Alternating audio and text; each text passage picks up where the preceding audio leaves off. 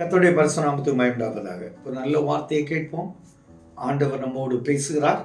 மத்தேயு எழுதின புஸ்தகம் 9வது அதிகாரம் 6வது மத்தேயு எழுதின புஸ்தகம் 6வது அதிகாரம் 29ஆம் வசனத்தை வாசித்து கேட்போம். என்றாலும் சாலமோன் முதலாய் தன் சர்வ மகிமையிலும் அவைகளில் ஒன்றைப் போல ஆயிலும் உடுத்தி இருந்ததில்லை என்று உங்களுக்கு சொல்லுகிறேன். நீங்க எதை பற்றி கவலைப்படுறீங்க? பிள்ளைகளுக்கு மேரேஜ் பற்றி கவலைப்படுறீங்களா? புத்திர பாக்கியம் இல்லைன்னு கவலைப்படுறீங்களா? கடனை பற்றி கவலைப்படுறீங்களா?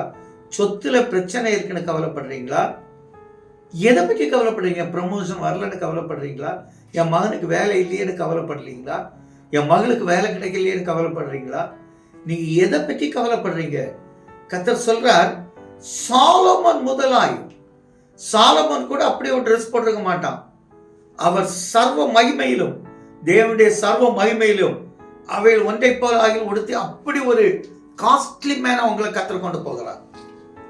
காஸ்ட்லி மேனா, சும்மா ஒன்றும் இல்லை. நல்லா பார்த்துடுங்க. எலியா அந்த சாரி பார்த்து விதவிக்கிட்ட போறாப்ல. எல்லா இடமும் பஞ்சம் மொத்தம். ஆனா விதவைக்கு வீட்டில் மட்டும் பஞ்சமே இல்லை. சொன்ன வார்த்தையை பாருங்க, நானும் என் மகனும் சாப்பிட்டு செத்து போறோம். ஒருவேளை என்னடா உலகம் இது வேண்டாம்னு நினைக்கலாம். இல்ல, கர்த்தர் இன்னையிலிருந்து உங்களுக்கு அப்படி ஒரு வாழ்வு. பக்கத்து வீட்டுக்காரங்கெல்லாம் வந்து, எம்மா ஏதாவது மாவு இருக்காமா, வாங்கம்மா நான் தாரேன், ஏன்னா இங்கதான் பொங்கிட்டு இருக்க, பானையில மாவு பொங்கிட்டே இருக்க, வாமா உனக்கு மாவாமா வேணும் வாங்கிக்க, உனக்கு எண்ணெயாமா வேணும் வாங்கிக்க.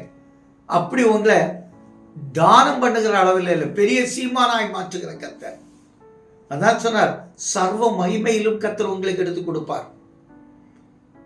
மற்றவங்களை விட உங்களை வேல்யூபிள் பர்சனா மாற்றுவார். சும்மா ஒன்றும் இல்லை, பெரிய மனிதனாய் மாற்ற கர்த்தர் சித்தம் வச்சுட்டார். அதை யாராலும் திருப்ப முடியாது.